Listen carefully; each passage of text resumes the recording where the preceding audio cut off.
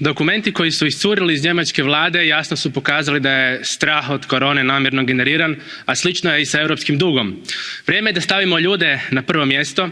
Narodi Europe u dužničkom su ropstvu, a korona kriza samo je dodatno produbila to dužničko ropstvo.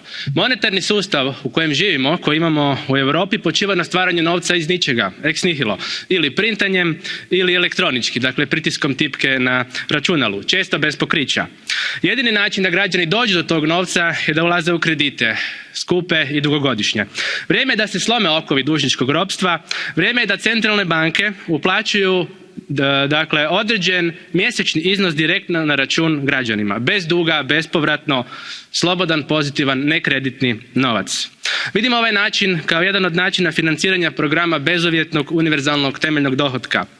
Bogatstvo može, kolegice i kolege, doći samo iz slobode. Samo oslobođeni straha, stresa i duga naši sugrađani mogu ostvariti svoj puni životni potencijal.